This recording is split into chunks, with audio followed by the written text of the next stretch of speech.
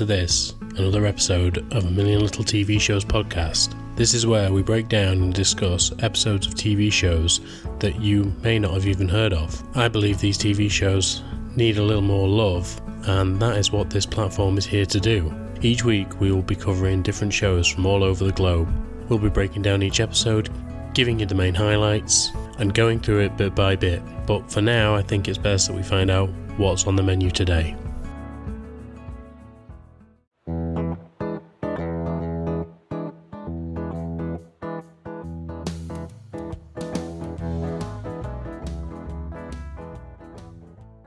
Hello there, and welcome back to this A Million Little TV Shows podcast. This is now episode 4 of season 7, and as you know, we do this on again, off again situation with TV shows, and today we are back on with Ginny and Georgia. So we're going to be continuing our coverage of that season, and this has been such a fun season so far, and obviously we're going to have more Ginny and Georgia to come in the future, so we can look forward to that. But I'm just stoked to get more into these episodes, so I'm just going to quit rambling.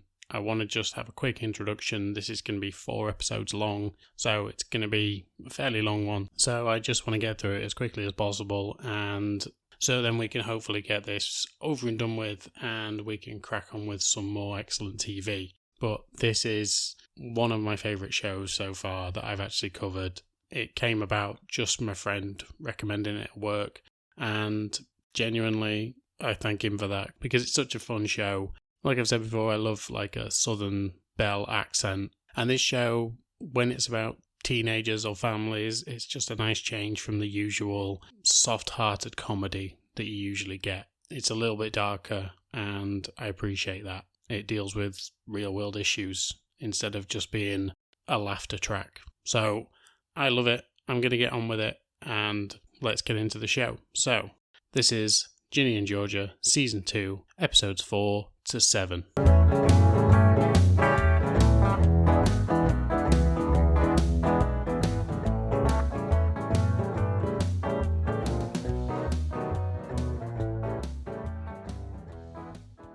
Episode 4, Happy My Birthday to You. And so I think we'll start with Ginny, even though there's quite some intertwining storylines in this, so it may end up just being a whole coverage instead of splitting Ginny and Georgia apart. But Georgia is sat out at night and she spies Marcus across the road, coming out of his room and going through his own window. He then shimmies down his house and heads over the street and heads towards Georgia's house. Of course, Georgia doesn't say a word, she ducks away, it's the middle of the night, and waits to see what he's going to do. He obviously scales her house and breaks into Ginny's room. And then Georgia hears Ginny say, "Shh, my mum can't know." And so it's never actually been confirmed that Ginny is dating Marcus to her mother. So obviously we all know what Georgia's going to do. She's a sassy southern mother and she knows the drill. She's seen this before. She's done this before. And so just as Ginny is trying to pleasure Marcus, she tells him that she's on her period and that she can't do anything, but she can certainly suck his dick. She seems to be having some trouble because it's the first time she's ever done it. So she doesn't really know what she's doing and it's a little bit of a mess. But Georgia knocks on the door. Straight away there's a scramble and Marcus ends up heading into the closet. But of course, like I said, there's a scramble. You can quite clearly hear that there are other people in that room. Eventually, Georgia pops her head round the door and just sees how Ginny is. She then tells her that she needs something from the store, even though it's quite late on in the night, and Ginny heads out. It's at this point that Georgia actually starts speaking to Marcus in the room, tells him to come out the closet and sit on the bed. He and Georgia have a little heart-to-heart, and he tells her that he's in love with Ginny, which is the first time we've actually heard Marcus say that. Georgia, however, tells him, look, it's great that you are together, but she's going to do great things. She's going to do amazing things, and one day she's going to move. She's going to go. And when she does, you have to let her. Because I didn't do everything that I needed to do to get her to this place, just to have her repeat the same mistakes that I did. As much as this is great for her right now, in the future it won't be. So you need to promise me that one day you'll just let her be. Marcus agrees, but you can see that there's a pained expression on his face that he knows that's the truth, that he will hold her back if she lets him. Ginny comes back and Marcus goes home and Georgia starts inquiring what's been going on with Marcus. Ginny tells Georgia to just butt out of her life because she's a mother and also she's just a teenager. And pretty sure we've all been there. The next day, however, Ginny is making something for Marcus. It's a t-shirt with the word birthday on it because it is his birthday, but that also means that it's Maxine's birthday. When she starts talking to Georgia, and they sort of apologise to each other and just tell each other that this needs to start working. We need to start making sure that we're not keeping secrets from each other, that this is the last time that these secrets are kept. Ginny assures her that it is going to be the last time, and they seem to come to some sort of truce. And this time it seems to be real for the first time in a long time. But then Ginny starts to use that to her advantage because now Georgia's guard is down. She asks her about certain techniques when it comes to giving blowjobs. And the look on Georgia's face is brilliant. It's taken her back. She doesn't know what to think of all of this. And she gets a little flustered, but then she breaks straight into her game. And she's like, well, you need to do this and do that and do the other. But then she's like, hang on a minute, let me just go and get my vibrators. Because she wants something practical to play on. And it's just going from horror on Georgia's face of, oh my god, my daughter's doing this, to the horror on Ginny's face of, oh my god, I'm going to have to watch my mum do this. It's fucking brilliant. It's such a good dynamic between the two of them.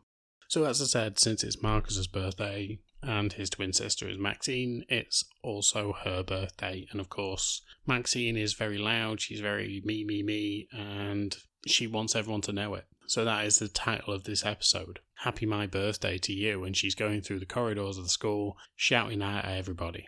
However, when she sees a banner that's been put up for her, and she goes to thank Nora, Nora tells her, we didn't do this. She looks out in the distance and Abby is there waiting with a smile on her face, hoping that she can get back into the good graces. But Max just won't have any of it, and she tears the thing down. She's such a child. And so Abby does what she's done for the last few episodes.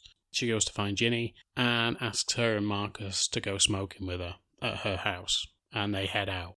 Everyone keeps saying that Max is becoming a bit crazy and a bit obsessed over this whole thing and that it's just stupid and petty. And as the day goes on, Max's plans just go by the wayside. She wants to party and it doesn't happen because the place that they were going to have the party, the basement's flooded, so there's no party going on. When she also sees Sophie, Sophie tells her that she might come to the party, but then she might not. So as much as she's trying to make her birthday about her and not Marcus, the more she does, the more she ends up hurting herself. Georgia, however, is planning this wedding. Obviously, she's going to be marrying Paul, and she needs to start thinking about catering and dresses and shoes and everything that goes along with it. Of course, catering is going to be an easy one. She heads over to see Joe and tells him that she wants him at their wedding. However, Joe knows that she only wants something. And so he says, look, you don't have to invite me to your wedding just to have me cater it. And she says, no, I want you there, but I do want you to cater it.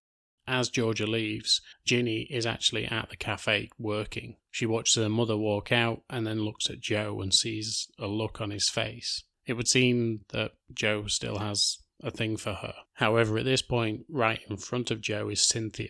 And Cynthia is trying to get into Joe's good graces as well. She's having a tough time of it because of her husband and the fact that he's really on his way out. And she tells him that she's hanging around here because her husband's now forgotten her name and she doesn't know what to do. It's so hard for people in that situation where they are about to lose someone and feel like they've already lost them. And so she is just biding her time where she is. Once Maxine gets home, she starts talking to her mother about this party that she wants. And of course she tells Georgia, who is also there, that she doesn't want to invite Ginny. Georgia essentially just lets her go with it. Her mother has a little bit of a go at her, but as soon as Maxine sees that Ginny, Marcus and Abby all ended up posting something on social media about their afternoon, Maxine heads off upstairs to go and find Marcus. She yells at him and tells him he's a piece of shit for basically taking her friend and taking her other friend from her, but he's done nothing wrong. He calmly tells her that she's being irrational and that she's being stupid, letting things like this get in her way. But once again, she's such a child at times that she's just stomping her feet and having a go at Marcus. And she ends up leaving in a huff. And everyone knows that she's being totally irrational about this, but everyone can see it apart from her. And I suppose when you're in the eye of the storm, you just can't.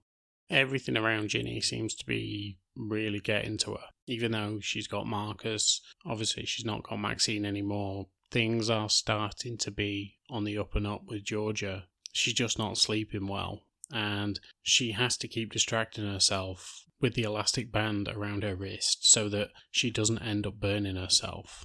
It seemed that that was the only thing that was helping in a way. She tries all sorts of things, dancing around, burning off energy, doing her makeup, but nothing is helping her settle.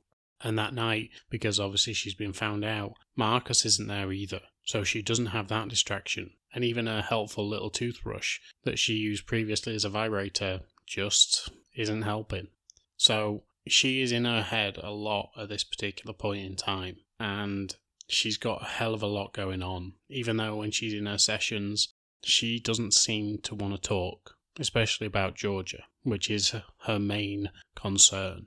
Even when she speaks to her dad tries to get information out of her, but she blocks up every time. Max, however, ends up seeing that Nora has started speaking to Abby and Ginny, and so, once again, she ends up pissed off with this whole situation. Eventually, Ginny tries to walk past her, but Max grabs her and tells her, "What the hell do you think you're doing?" They start going at it right in the middle of the corridor, yelling and screaming at each other, but eventually they realise that this is fucking ridiculous. Ginny tells Max that she loves her, but she also loves Marcus, and it's unfair for her to have to choose between the two of them. She just wants to be happy, and she misses her best friend. Max tells Ginny that she misses her too, and that she didn't realise that it was full-on feelings, that it wasn't just a fling and just having fun.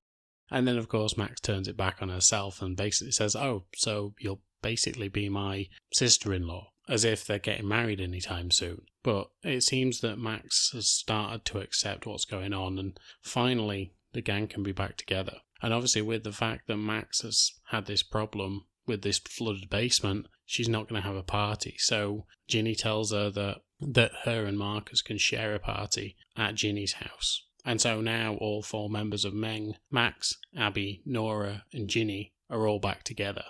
And finally everyone can play happy families again. And so while Ginny is meant to be over at her dad's, because that's where Austin is, Ginny's actually at home. She stayed home to have this party. And as they do, obviously the girls are all back together, her and Marcus are making out, and she takes Marcus upstairs and uses the technique that her mother had just taught her 2 days earlier. And at this point everything seems to be going well for Ginny. But of course, Georgia isn't stupid. She knows that something's going on, and eventually, when Zion messages her asking about something for Austin, she realises that Ginny isn't there, and that there's going to be an issue because Ginny's probably at home. They head home and they've called Max's parents, and once they get there, they clear out the house. Max is absolutely hammered, and of course they catch Ginny and Marcus coming downstairs. And so everyone is like, what the fuck is going on? After the party is over and everyone's gone home, Ginny heads up to bed. This time she really can't sleep, and the elastic band is doing absolutely nothing. She can't get it out of her head. She wants to hurt herself. She picks up the phone and she calls her therapist, and she is just bawling down the phone at her. She doesn't know what to do. She's broken and she's hurting, and she knows she wants to hurt herself. She took the right course of action ringing her therapist, but who knows how long this is going to take. Just one more thing I want to say about this episode before I actually go on to the next one, and that's the fact that Paul, even though that he told Georgia that he wasn't going to interfere in Ginny's life and that he would only try and be a father to Austin, it seems that he is really starting to push the envelope now. He keeps interfering whenever Ginny is doing something, and he keeps putting his nose in places that they genuinely shouldn't be, as far as I'm concerned, from the rules that he's set. And as much as I'm not a father and I don't plan on being one, it's something that I think I would struggle with as well. I know I would, but it's also something that I think he should definitely be backing away from. Maybe it's okay when it's Austin, but when it's Ginny, I think it's got to be Georgia that raises that child. And Zion, obviously, he's a massive part of her life. But again, that's just my 2 penneth, so let's crack on with the next episode.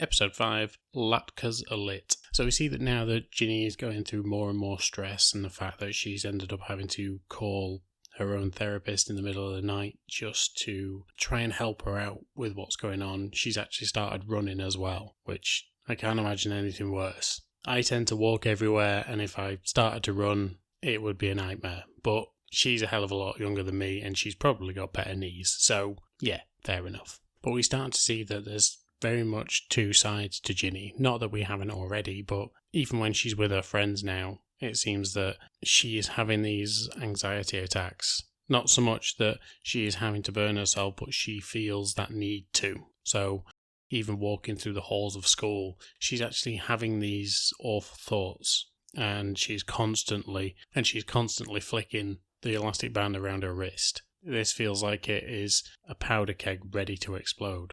So where she seems smiley on the outside, she is very much mixed up on the inside. And I feel that is very much like what most people are doing these days. They put on a facade just to try and get through the day. And then when they're in the solace of their own home, the solace of their own room, wherever they feel safest, is when that anxiety can finally manifest. And so it seems that the other members of Meng have actually all been grounded because of the party that they had, but Ginny hasn't.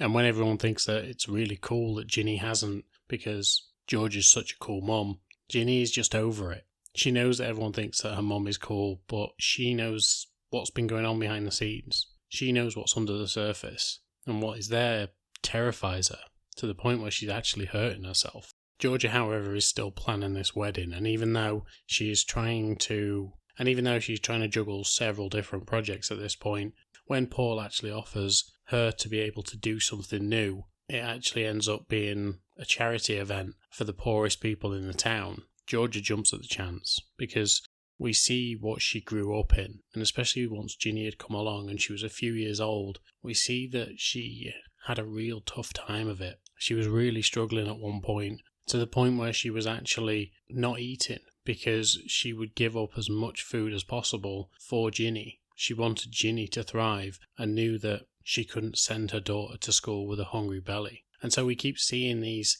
acts of service, I suppose, that Georgia has given to Ginny at all times. She's always managed to give stuff up for her daughter, and that's what's made her so hardened in the future. All she wants to do is protect Ginny, even though the way that she's going about it isn't exactly what is best for Ginny.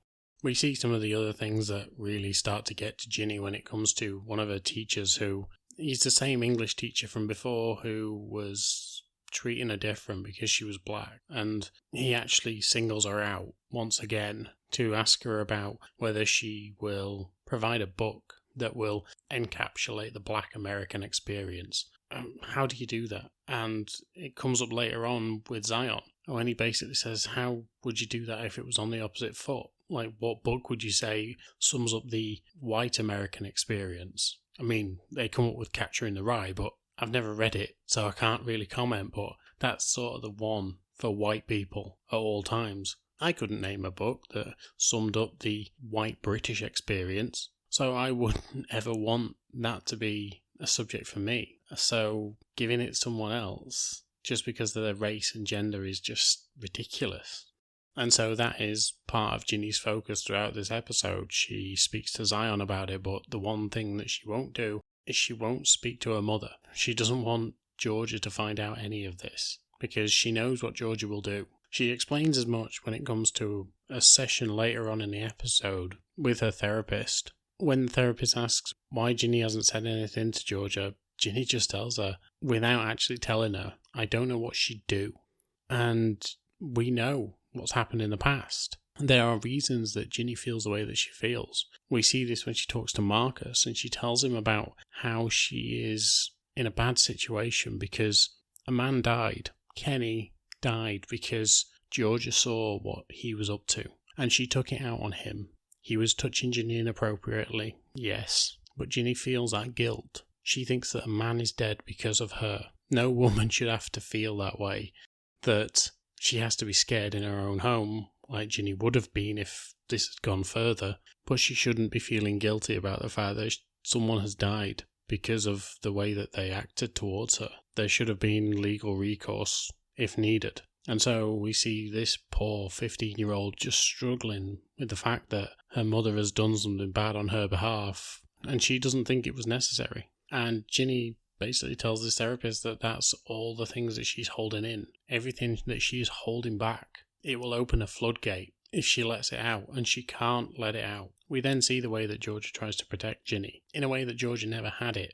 She speaks to Ginny later about this party, and Ginny asks her, "Why didn't you punish me? Everyone else got punished, and I didn't." And Georgia says, "Well, the reason I didn't is because you were having fun. You were enjoying yourself, and it was something that I could never do. Being raised the way that I was raised, that wasn't an option for me. Whereas for you, it was something that I could see you were enjoying. Why would I take that away from you?" Georgia knows that she has to give Ginny all the best experiences that she can, while protecting Ginny at all time from the bad stuff. But Ginny just doesn't see that's the way that her mother is raising her. Because Georgia does it in such a way that Ginny feels sometimes she's being suffocated by Georgia, as we've seen Ginny dreaming about in the past. Joe is having an open mic night at the cafe that he runs, but it's on the same night that Georgia is having a party for this neighbourhood network that she's joined. And so instead of going to this party for Georgia, Ginny decides that she's going to actually go to this open mic night, because she's obviously been writing a lot of poetry to try and get over this situation that she's in.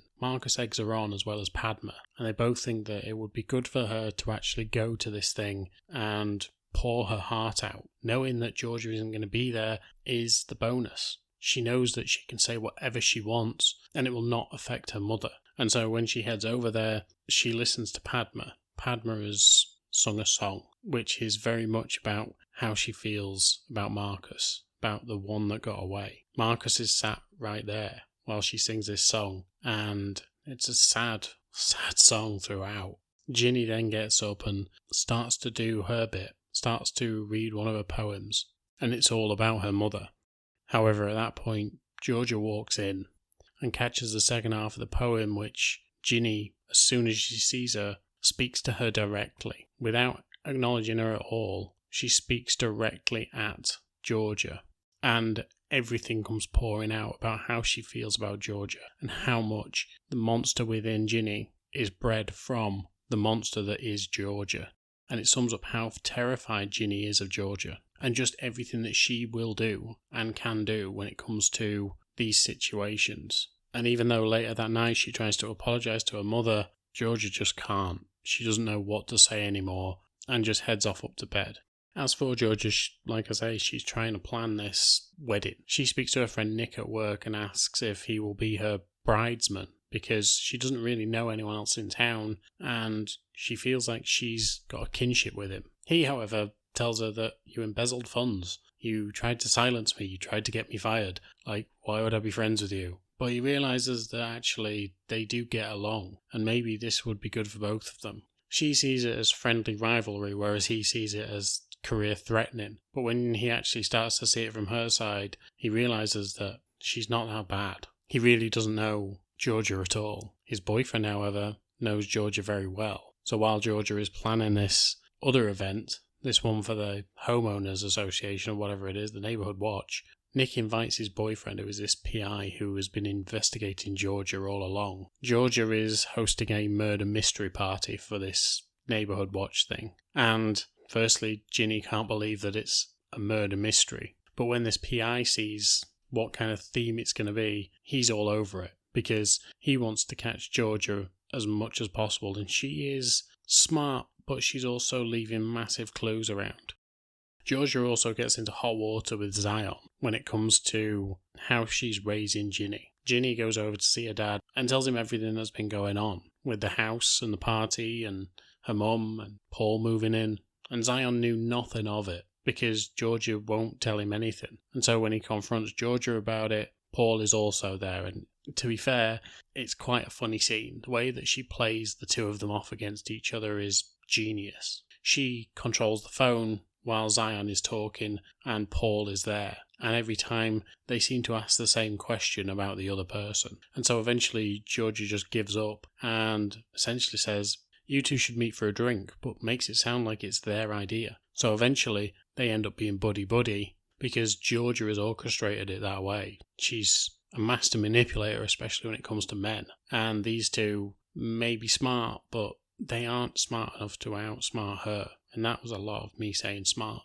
And so eventually they both end up going for a beer.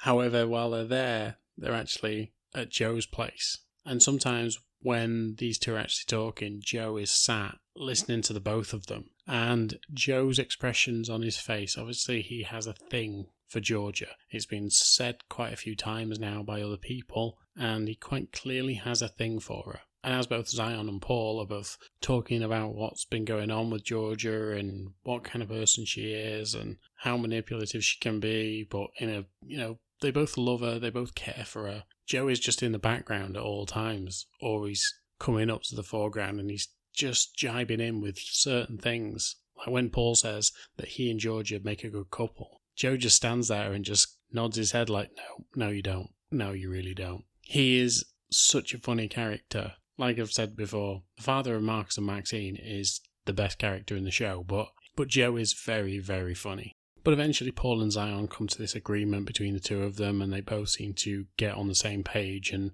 they're very, very friendly with each other at the end. And it seems like they're going to both have each other's back. However, when Paul gets home and he's praising Zion for what he's done, he's obviously drunk. He sobers up pretty quickly because, as you may remember last season, he got in a lot of hot water because of a gun that was in George's house. So when he finds a second one, he is not impressed at all. He berates Georgia for having the gun in the house and tries to find out how many more she's got. She tells him that you don't know when someone is going to break into your house, and if you leave a woman alone, most women get murdered in their home alone. So you are basically putting me in a dangerous situation. We end up seeing the dangerous situation, and we don't realise it's a dangerous situation until the end.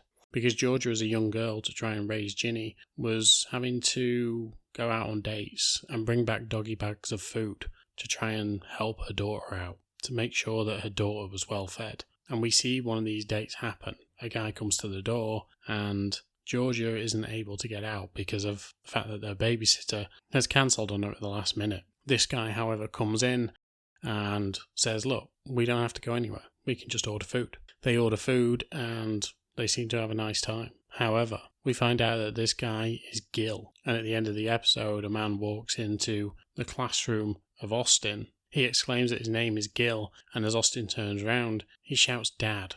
And now we know that since Austin's dad was in prison, that Gil was the man who was in prison, and Gil was also the man that provided food all those years ago to both Ginny and Georgia. And so it was quite prominent after the gun talk that that was the clip that they showed.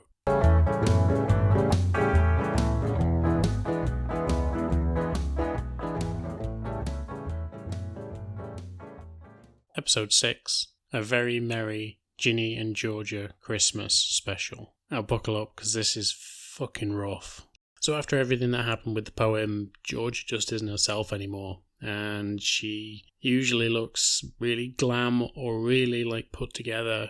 She's always putting on a strong face, but now she's in a slump. As you can tell by the title of the episode, it's coming towards Christmas. And by the way, Happy Christmas, because this comes out on the 27th. It's almost as if I planned this, but I didn't. So, sorry. I wish I was better at planning this, but I'm really not.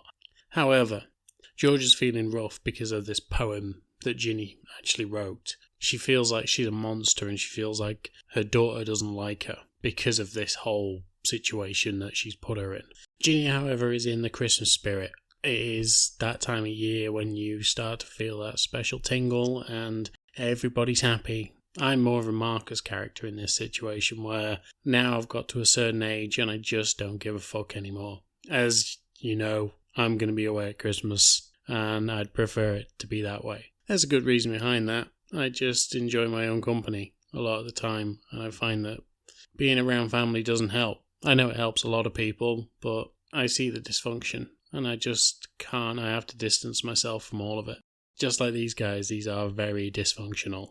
Georgia starts planning this Christmas event, the one that was for charity, that she mentioned earlier on in the season. And while she ends up making a big mistake because she takes a picture of Paul that she took while they were in bed and actually uses it as promotional material on her Instagram or on the mayoral Instagram. which Paul is not happy about. Obviously, last episode he found the gun, and now she's posting private pictures of him, and he's just not pleased about any of this. It's really starting to get to him and affect the way that he runs the town. Eventually, the do gets underway, and everyone seems to be enjoying themselves, except for Paul. Paul ends up really pissed off because Georgia has posted this picture, and a lot of people, i.e. a lot of women, are actually turning up to this event to sit on Santa's knee, and of course Santa is being played by Paul. So a lot of women are taking advantage of this situation. Paul's a very handsome man, and around town he's always been that handsome bachelor. And so now that the women of the town are actually able to get their hands on him, they're taking every opportunity. And Georgia just thinks that it's great because it's just a money-raising campaign. So the more money, the better. But unfortunately, Paul doesn't see it that way.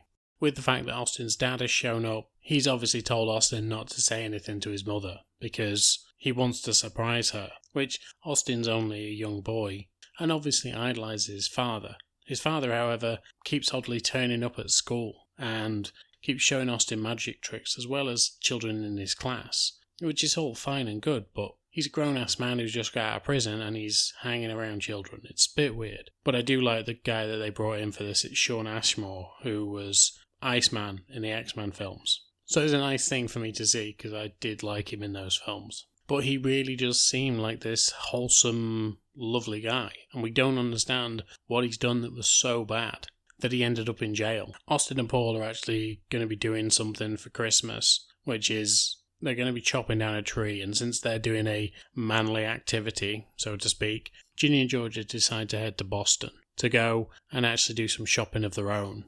However, once they get out there, they decide to go and see Zion. He obviously lives in Boston, and it just makes sense while they're in town.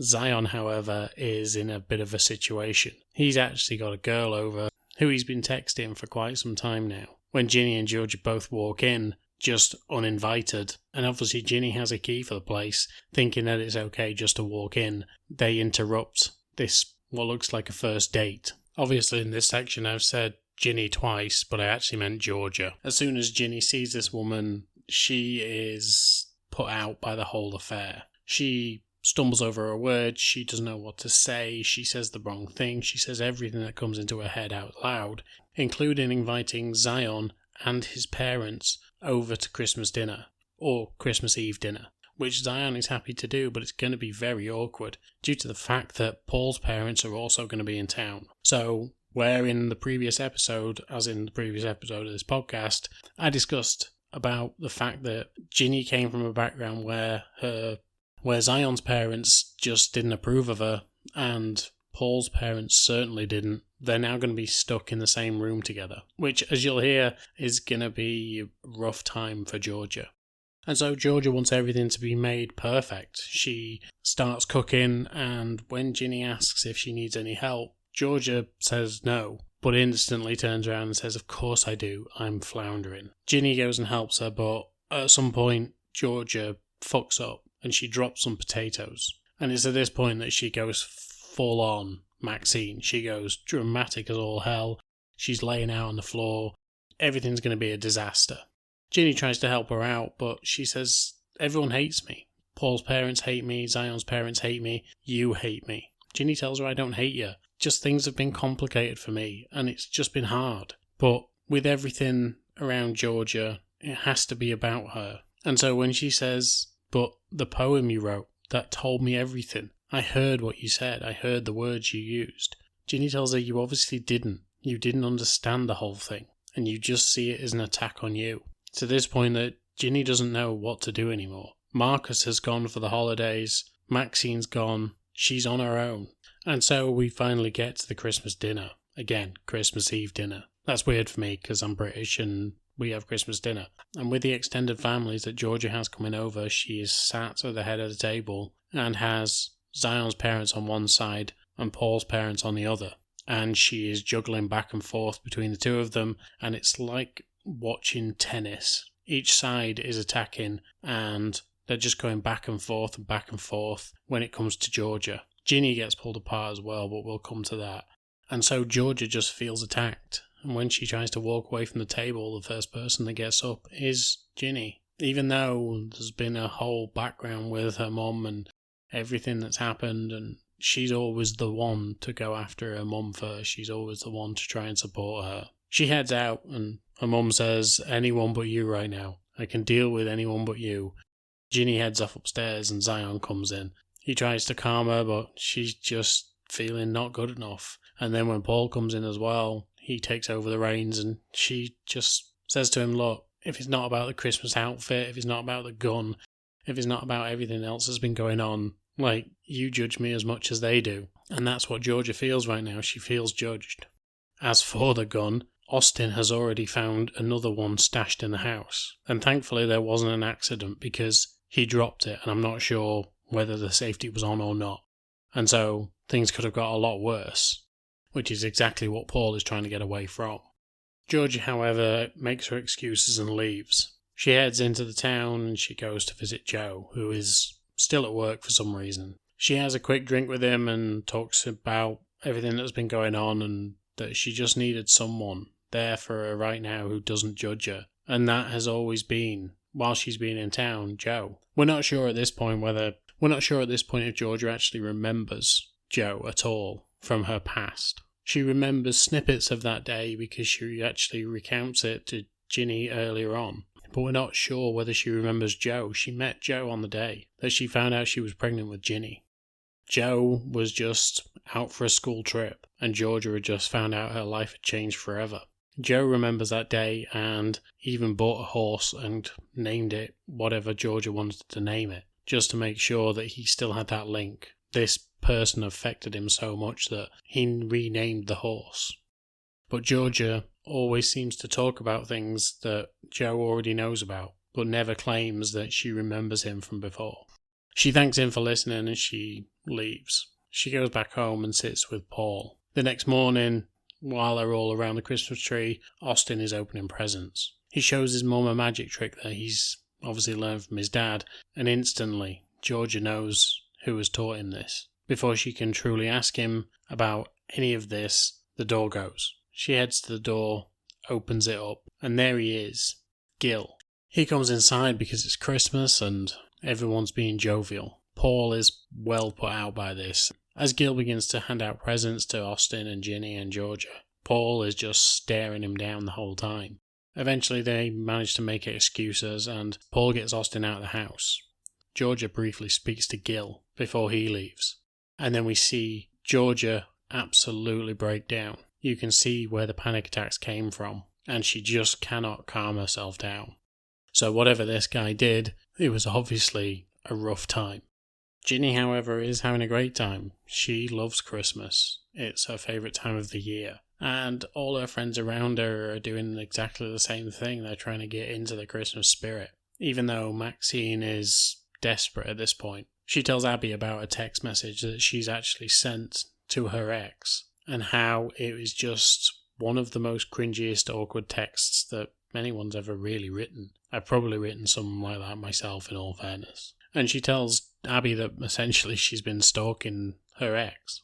Abby tells her that she needs to get a grip because this is not healthy for her at all. And although Ginny doesn't know anything about this, when they actually attend this event held by Georgia, everyone tries to talk her out of it when Sophie turns up. Because one of the things I haven't spoke about in these last couple of episodes is there is a girl there called Silver. And Silver is fucking adorable. And she is perfect for Maxine. And you can tell how much she likes Max and how much she's into her. She would be a perfect girlfriend for this girl. But Max just doesn't want to see it. Even though they've been very hot and heavy in some scenes. She just doesn't care. She's got one goal in mind. And it's very similar to the way she was last season. Last season, she was after someone right up until the point when Sophie literally slapped her in the face. Not literally, but she might as well have done. And then eventually she got with Sophie and everything was great and she was obsessed. And as soon as Sophie went out of the picture, she was more obsessed. And now she's got the perfect girl in front of her. She just doesn't want to see it. And so we get to dinner. So now that Marcus is gone and her grandparents are there and potentially her future step-grandparents are there, Ginny is basically being picked on from both sides. The black side of her family want her to attend black universities and gain that experience that she doesn't have when she's around Georgia. And they want to make sure that she is ingrained in her community the way that it is literally ingrained in her. Whereas the white side of her family, or soon to be white side of her family, are trying to get her into similar schools to say what Paul went to and what others have been to. And it's like she's being pulled from both sides. It's exactly the way that she feels all the time. She feels that she doesn't have a black identity, but also she hasn't got a white one. And it's really not fair that this poor girl is being pulled from left to right. She should just be able to just live her life and also be able to do the things that she wants to do when it comes to any sort of heritage that she has. And so after her mother has a go at her and tells her that she just can't be around her right now, Ginny heads upstairs. Her grandmother comes up and tells her, look, I know you're struggling a bit with your identity and things like that, and I'm here for you. If you ever want to feel that experience, if you ever want to know what that experience is, I've got you. I'm here. Come and ask questions if you want to ask questions, and I'll try and answer them the best that I can. And it's good that she's got the support. You can see how supportive the family is. But Ginny's so mixed up. She just doesn't understand how to actually be both sides of the coin. And so the next day after Gil has gone, and Georgia is on the verge of this meltdown, she sees Ginny's book, her diary, her notebook, her poetry book, whatever it is, and she begins to read. She calls Zion straight away and tells him that their daughter is burning herself and she doesn't know what to do. How can she handle all this? What the hell is going on? Why is she doing this? And Zion obviously lets slip that he already knows. She hangs up and she handles it in the way that Georgia handles most things, all guns blazing. She heads upstairs, she slams through Ginny's door and tells her to show her the scars. Eventually, after a bit of to-ing and fro-ing, Ginny gets up and shows her mother her scars. Georgia breaks down crying and she doesn't know what she's done wrong. Ginny tells her she doesn't want to do this. She's hurting and she is mixed up. She just doesn't know who she is, what she is, and it's hurting her. And she just doesn't feel like she can come to Georgia with any of this, or anyone in fairness. Eventually, both Ginny and Georgia just collapse into each other's arms and try and take the hurt away from each other. And that's how the Christmas episode ends. Like I said, it was a rough one.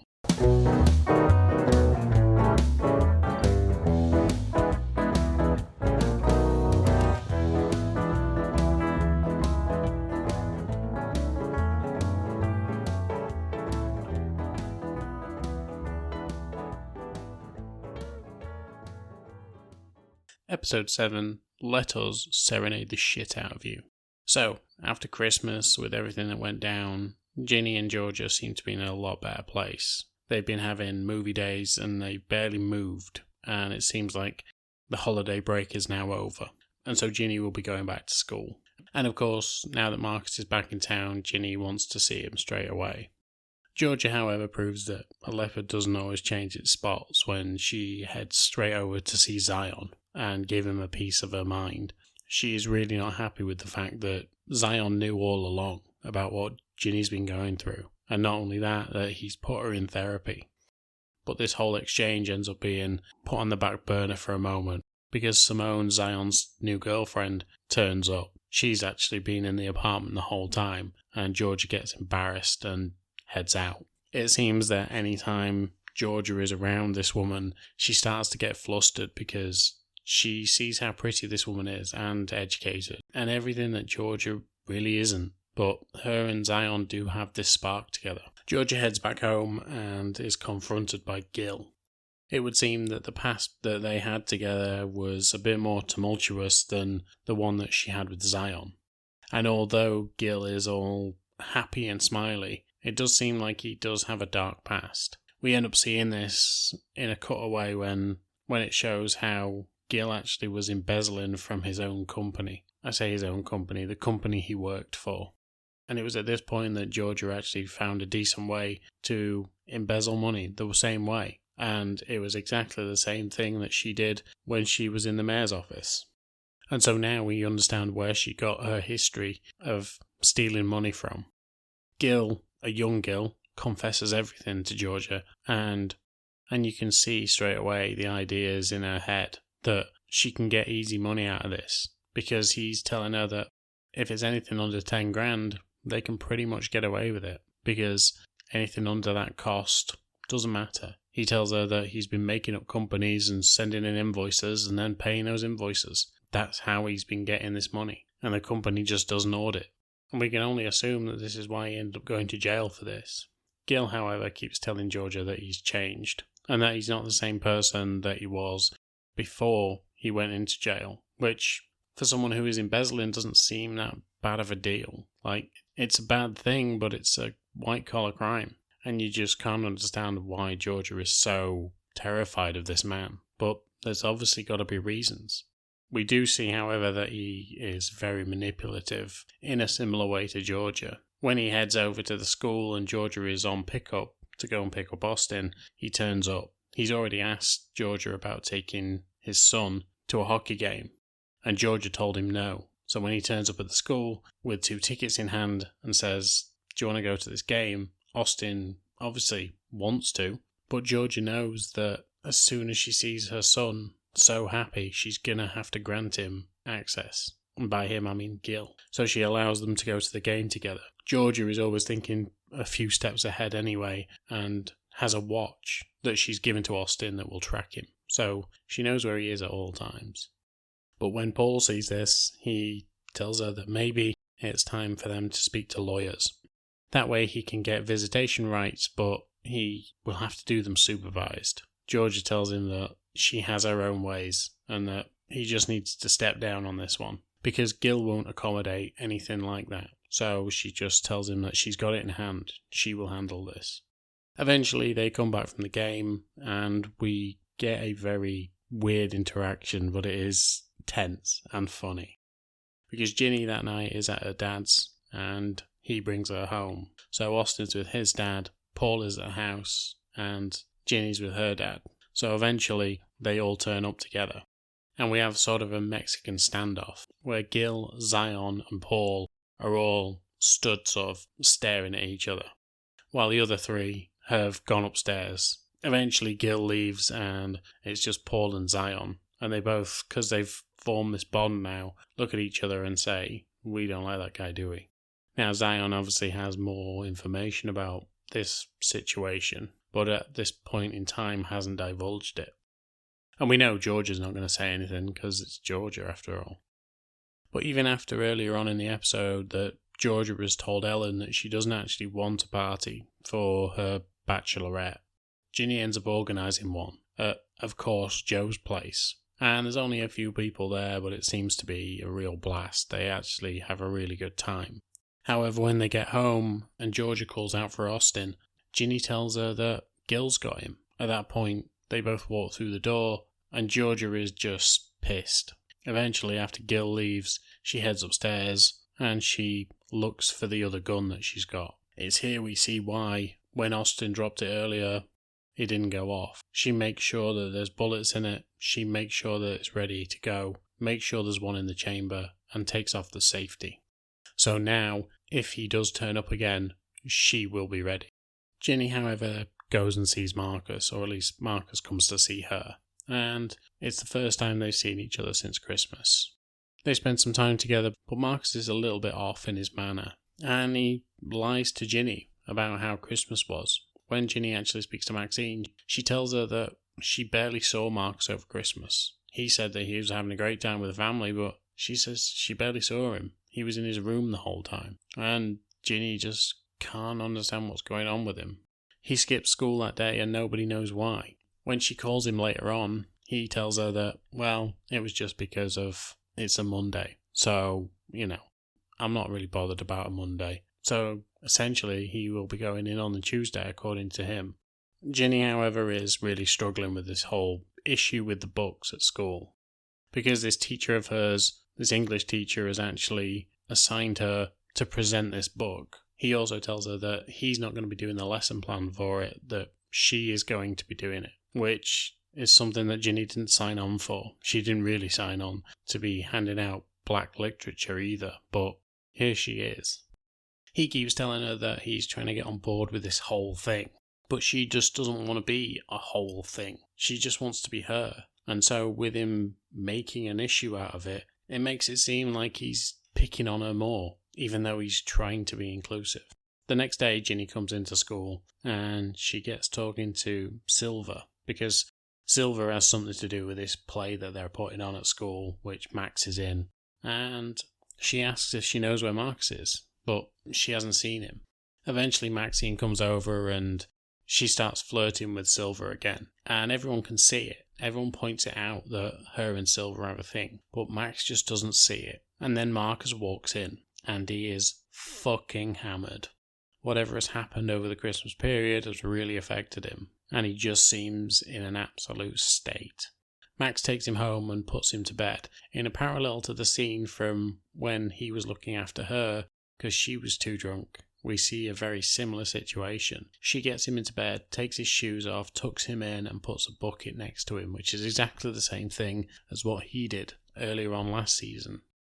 And so we can see that even though they tease each other and they mock each other, they do really care about each other a lot. But when she inquires about what's going on, Marcus says something about how he doesn't think that he should be with Ginny because he doesn't think that he deserves her. And this goes back to what Georgia said a couple of episodes back, where she basically told him that if you love her, let her go at some point because she won't let you go, but you will ruin her if you stay with her. And so now this is plaguing his mind. And all we can see is that towards the end of this season, that is probably going to be a bigger factor, especially now that he's drinking heavily. The last time that he was drinking this heavily was because of his friend's death. So we can see that he's struggling with this whole thing. It's like he's going to lose a limb. At this point, because Maxine took Marcus home, the reason that Ginny wasn't there was because she has a session with her therapist. However, Georgia has decided that she wants to come through and help. So she's picked Ginny up and she has taken her to her session.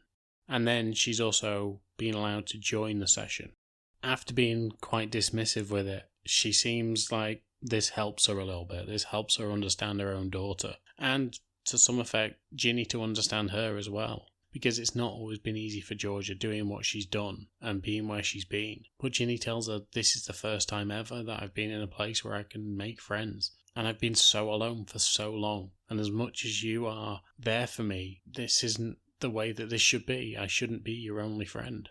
And Georgia starts to see some of the damaging issues that she's actually brought upon her daughter. And Ginny starts to see a little bit more of why Georgia is the way that she is. And so once again they come to an agreement of, if there is anything, now that more stuff is out in the open, that they need to talk more. But as always, we will see how that goes for these two, because they're generally at each other's throats. And so when she's back in school, Ginny actually goes into her classroom and speaks to her English teacher in a way that she probably shouldn't have, but was apt at the time. He's basically pushing her to start presenting and start doing his job, essentially. And she tells him, this is wrong. I shouldn't be doing this. I shouldn't have to teach these people how to read literature that is different to their experience. This shouldn't be about me being difficult. This should be about my experience and people accepting it and doing their own research and doing their own work. She tells him that she's going to quit the class and she walks out. In protest, Max walks out with her, but Max doesn't really understand why either. She gets outside and she talks to her for a bit, and Max realises something, that she's not a good friend. She's fun, she's a laugh, but she makes everything about her. And right at this point in time, Ginny needs someone around her that is actually going to listen and be there for her, and Max just isn't that. Max heads off and she ends up meeting up with Silver, and she tells Silver that she's realised that she's a crappy friend and that she really needs to make amends. But when Silver asks, do you want a hug? At first Max seems delighted by this, but then realises that what everyone's been saying about her and Silver is true. There is something there, but right now she can't get distracted. And this is where she heads over and helps out with this party that Ginny's thrown for her mum. But while she's there, she tells her that she's a crappy friend, and she knows that she is, but she's going to try and be better. She wants to be there for Ginny, and if Ginny needs anything, she will be there. And as much as they've had a rough time, Ginny knows it's the truth.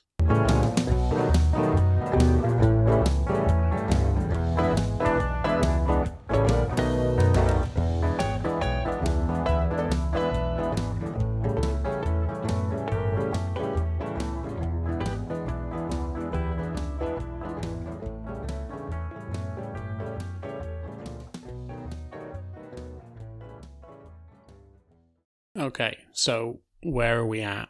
Ginny and Georgia finally seem to be getting on the same page. They're never going to be on the same page, but they seem to be getting there. And that's good because it helps with the dynamic of the show. But we also know that Georgia is always going to be this overbearing person. She doesn't mean to be, but she is. Because she's so tough and street hardened by everything. She wants to protect her daughter at all costs. The only problem is the way that she does it isn't exactly great. And now she's got Gil on the scene, and it just feels like she's ready to go into battle. Obviously, we've seen the gun. What I didn't say, or at least I can't remember saying, is the fact that we saw a flashback, and it was Ginny's birthday. I think it was her 5th birthday. And as she's blowing out the candles, Georgia is stood there with makeup on her face, like a weird flower arrangement on her face. But it's a birthday. It looks cute. So we just consider it as that. However, later on in the episode, before we see her go for the gun, we actually see a young Georgia taking off her makeup. And that flower arrangement pattern was actually covering up bruises around her eye.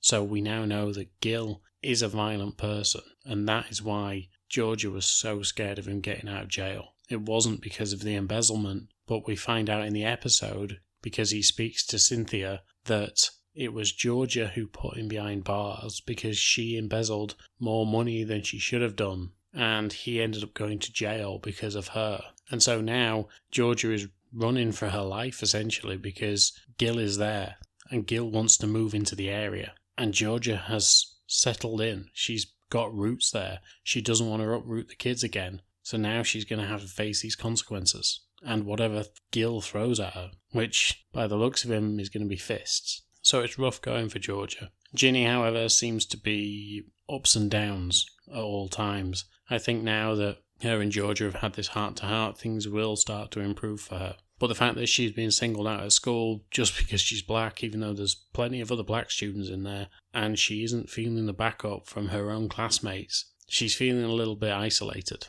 Marcus is in a really bad space now because of all this with what Georgia said and the fact that now he's drinking alcohol during the day. It's not looking good for the guy. Max is potentially going to be starting a new journey when it comes to her next crush. But what I want to see from that is consistency. I don't want to see them split up in 6 episodes time or whatever it is, because it's gonna be annoying. She was annoying at the beginning of the season because her and Sophie broke up and Ginny and Marcus got together. She's just been annoying. So now that everything's back to normal and the equilibrium's a little bit better, I'm happy at the way this series is going. It would also seem that Abby's still having issues with her, well, I assume it's now bulimia, because the guys that she hangs around with have started calling her fat, or at least one of them has. And that sucks because she's really not. She's very petite and very thin, and it's worrying to watch her. She's a great actress, by the way.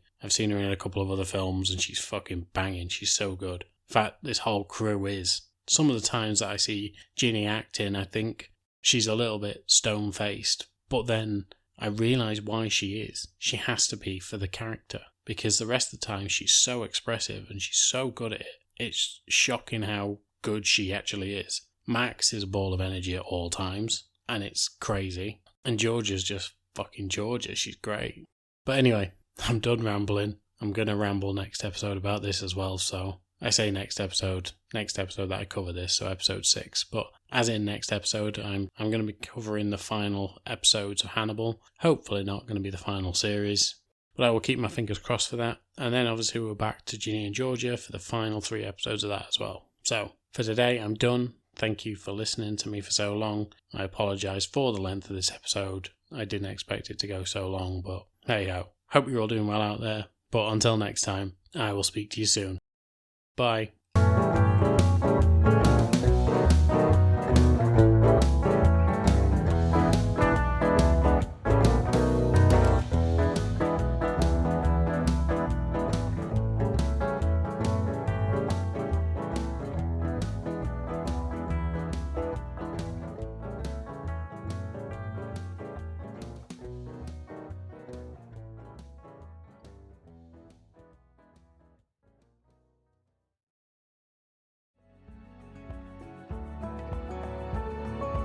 And that is it for now, amigos. And yes, I am as angry as you are at me for that sentence, but I hope you enjoyed the show and had some fun along the way. It means a lot that you are listening and supporting me. This is an independent podcast after all, and doesn't get a lot of backing, so it's great to know that you're out there, you're listening. And if you want to come talk to me on any of the platforms I'm on, just come say hi. I'm on Instagram, I'm on Twitter, and I'm even a little bit on TikTok. I don't post that much, but I'm on there. And you can also drop comments in the comment sections on any of the platforms: Spotify, Apple Podcasts, Podbean, wherever you get your podcasts from. But as always, thank you for your time, and I will speak to you soon.